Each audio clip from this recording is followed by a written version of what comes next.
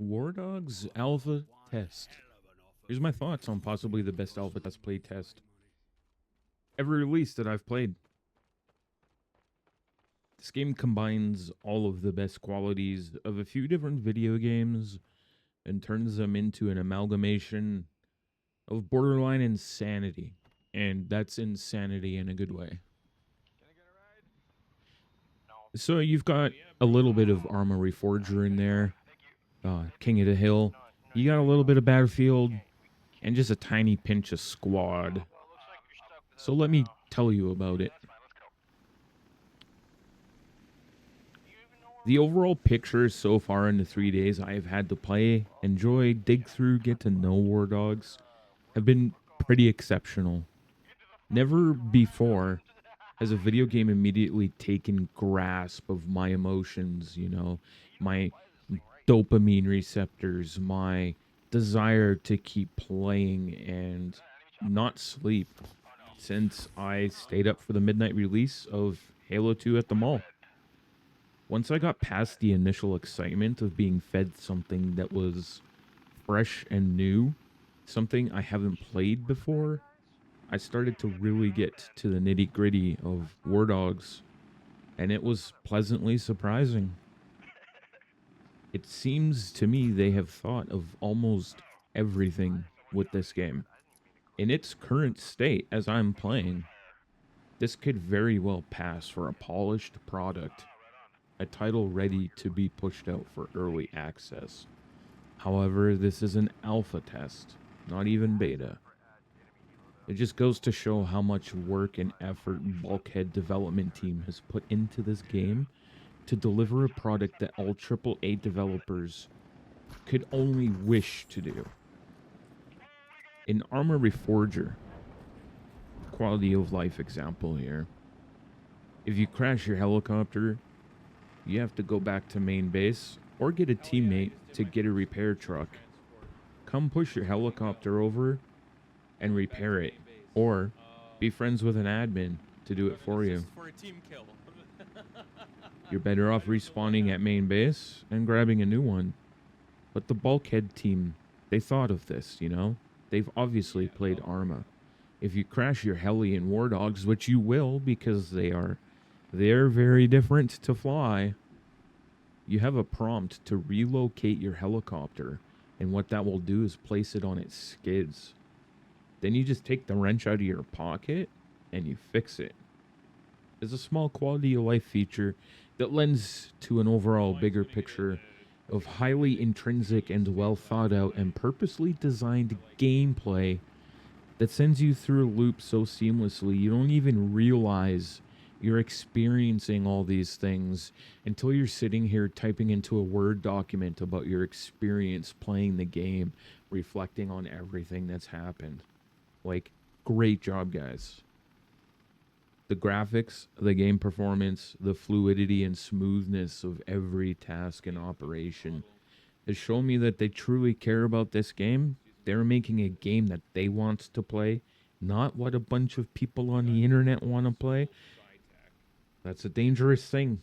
Catering to the wrong crowds, the wrong people. You've seen many games come, they rise and they fall because they listen to the wrong people. And what developers are not doing these days, they're not making the game that they want to play. But Bulkhead is looking to change that.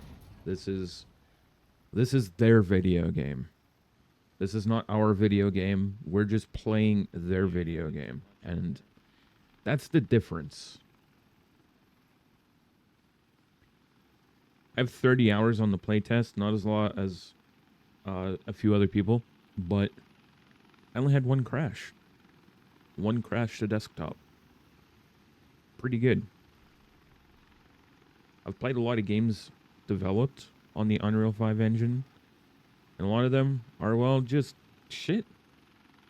ABI, Squad, Delta Force, Gray Zone, etc. I've tried them all. The player movement, the gunplay, the mechanics. It's all very clunky, 2D. It's not very conducive to bringing immersion and making you feel like you're actually in the game. However, we're pretty close on that with WARDOGS. The movement feels good. The animations look really good. And it feels like a pretty polished game, similar to how Call of Duty feels, right? The game mode and gameplay. This game mode is 100 players King of the Hill. There are towers located central map which can be occupied, fortified, and fought over by all three factions. Each faction gets a tower. You're allocated basically the same gear for each faction, so you're fighting for your color. They could change this in the future, similar to how arm arsenals are US-Russia differentiated or separated, but we'll see. We'll see what their plans are. Once 80 players are loaded into the map, you visit your gear vendor, you get your kit.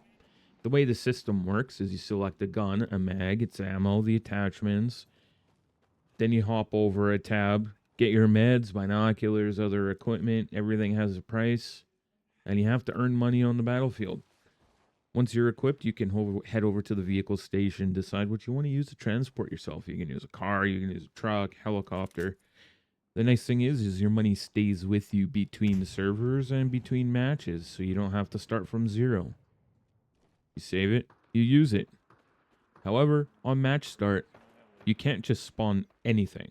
You need to earn game score, and that game score is determined by point capturing, controlling the zone. You need 20 game score in order to spawn attack vehicles. But once you have that, then your whole team's ready and able to spawn in attack vehicles. So try to get there before the other team. You're playing King of the Hill. The object of the game is to run your timer to 100. On the bottom left of the screen, you're going to see each faction and a number. That number 1 to 100 is how much capture you've acquired. 100 wins the game. Get inside the control zone to control it. The more players from your team in the control zone, the faster you're going to capture it.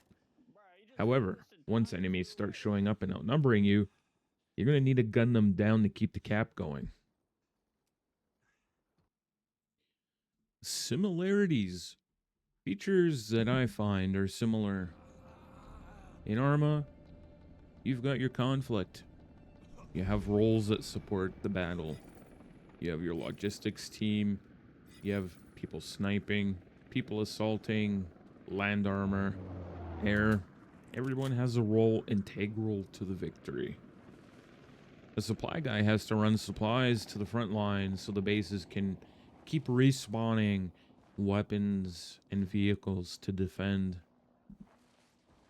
Then you have people that are there in assault roles to defend the attacks while getting land and air support from various vehicles. You know, everybody has a job to do. This game does a very great job at making every role important and every role vital to help the team win. In squad, you have a squad leader who is the squad leader. You follow them, they boss you around, they let you know what must be done. While WARDOGS doesn't have that exact same setup, you do have squads and squad lead. You do have the opportunity to direct and lead a squad. I feel there's some implementations coming for that are not quite in the game yet, seeing as this is an alpha. I feel like we do have squad leader role features that are coming. We just gotta wait. King of the Hill, well, the people who made Arma King of the Hill, they helped make this, and you can tell. I mean, it's clearly evident. Fantastic bang up job. It was a lot of fun. This is kind of like a borderline between arcade and realistic sandbox shooter. You're given a lot of freedom to play it your own way, but you're able to just drop in and play it like a Call of Duty game, right? You don't lose anything if you leave after 20 minutes. Like, let's say you only have half an hour to game. You can just drop in for half an hour and play it and leave. Yes, you'll lose the match bonus, but yeah, whatever. You can drop in, you can game, it's fun. Here's what I liked. I liked the fit, the finish, the polish, how well everything played, how fluid it felt. flying was exceptionally fun. I spent most of my time flying. I have over 5,000 hours in Armor Reforger, and a lot of those were spent flying. So it was immediately one of the first things that I did in WARDOGS was get into the little birds and get to know the controls. It reminded me a lot of flying in Arma, but better. So flying a little bird or a helicopter in Arma, it's easier, and you can do it on your keyboard. Doing it in WARDOGS, it feels more realistic. The flight models, the characteristics, the physics, it's very challenging to try and figure this out. The collective cyclic and physics work. You definitely need a HOTAS for this. I do not recommend the keyboard. The environment, man, exciting, looks good. Fast-paced action, and you can easily just let yourself into it, and before you know it, you're forgetting you're playing a video game.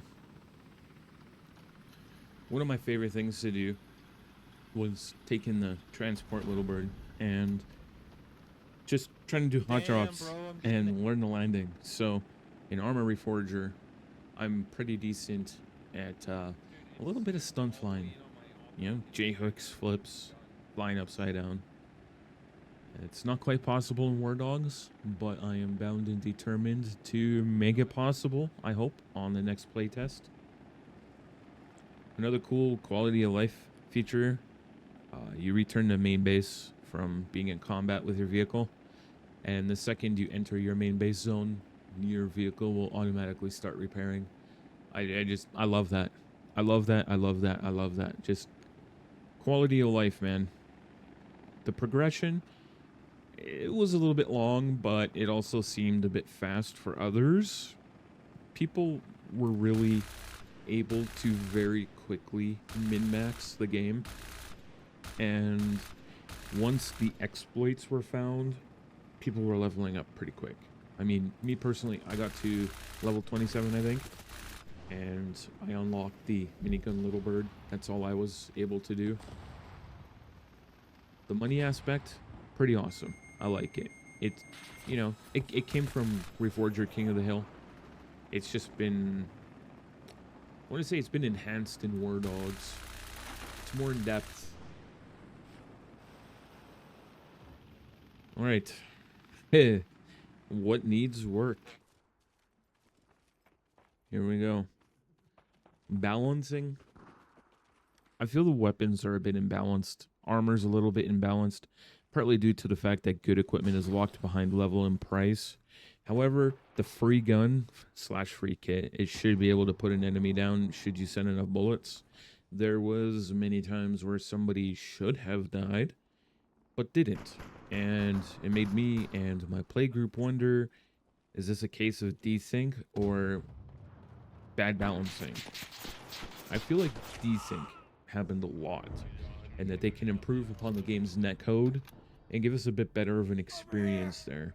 Example, I'm running up behind a dude, I unload a full mag, with the free gun into the back of his head, he turns around, one taps me with a pistol. I'm wearing a helmet, I'm wearing armor, doesn't matter, one taps with a pistol. So, situations like that, I mean, common, but they really take you out of the game. The equipment, flying is fun, but using the attack little bird, not the best fun. There is a lot of very effective anti-air in this game, and the minigun little bird just does 0 damage to any of it. I think that some considerations need to be placed in regards to either the little bird getting a bit of a buff on the minigun bullets or the anti-air not being as effective. Because let me tell you, trying to fly across the map on day 2 was almost impossible with the amount of anti-air up. It was pretty much a moot point to get into a helicopter. We got an armed little bird right now. The first 8 hours of the game were a lot of fun. I'm going to say day 1. Everybody was new. Everybody was figuring out the game, how to play it. But You know, this is a classic problem we experience in every single video game. After day one, everybody had already min-maxed the game and figured out how to exploit literally everything. And because the King of the Hill points don't change and they were in the same spot every time, the main bases were in the same spot every time, people were able to spawn artillery tanks and other things like anti-air off of match start and place everything in a position where nobody could get established with the game. Nobody could build defenses. We were just immediately under attack by the enemy team who had already memorized and min-maxed everything for their success. And that's not going to help long-term replayability of the game. You've got to give every team an equal opportunity to fight and stay in the fight. And just with the min-max and blah blah blah. Anyways, I'm sure they'll fix it. I'm sure they'll fix it after the alpha. Some matches are pretty bad. You'll have teammates that don't revive you. They actually come and steal your kit and leave you there to die. The grief is real, man. You will be on your last $5,000 and spend it on your last kit. And your teammate will fly you in their helicopter and purposely crash it into something. Cause everyone to die. That happened to me a lot. You know, you get one of two player bases when you play this game. You get either a player base that is active, communicative, and eager to win, or you get a player base that's actually just straight up retarded and they're only there to make life hell for you and everyone else around you. I hope you get the right team. Sniping is fun, but don't expect kills. I'm not sure what the hitboxes and hit reg is with this game, but using the snipers, I feel like they just do not have any power. There is multiple times where I had a high power, a large caliber rifle, and I shot a guy in the face 5 times and he just runs away. So, you know, maybe it's hitbox with helmet. I'm not sure.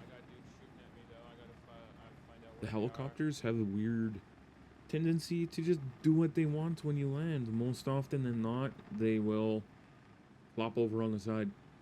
You'll land the helicopter, everything will be good, and it will just tip over. Happens to a lot of us. We need free look. There is broken free look for vehicles only, and that's it. But we need it for first person view. Please give us free look. Make it smooth. The driving physics, not the best. They definitely need improvement. It gets the job done. That's about it. And on day 3 of the alpha, Sunday, I loaded into a match, and in the first 5 minutes, the 2 enemy teams already had anti-air and artillery / mortar installments built and firing at everybody's base. It was a clusterfuck. So people were not able to drop supplies or start building bases, and it wasn't fun. So how could this game kill Arma? Well, if we're being honest here, I don't think you really can totally kill Arma. However, you can make Arma bleed. And if you watch my last video, I touched on it a bit. The title, yeah, it was a tad bit clickbaity. But, you know, let's be honest, Arma fans are Arma fans. The way this game could give Arma a lot of competition, modding. Let us host a server and let us mod the game. And then you'll see a 10-year plus lifespan come out of this. Now you've had my opinion on WARDOGS. And everybody, rightfully so, should be excited for this game. It's doing something different, and it has the potential to do so much more. And I can't wait to show you all some awesome videos And I also can't wait to teach new players how to play the game. I'm really excited about that. I get all of my enjoyment making videos on teaching new players and sharing information. I believe we need to be sharing more information, and we can't be gatekeeping information. We must spread it and share it and help each other out. We're only here for one life, and if we can all have fun and help our fellow man, then we're all going to win. So we'll see you out there on WARDOGS.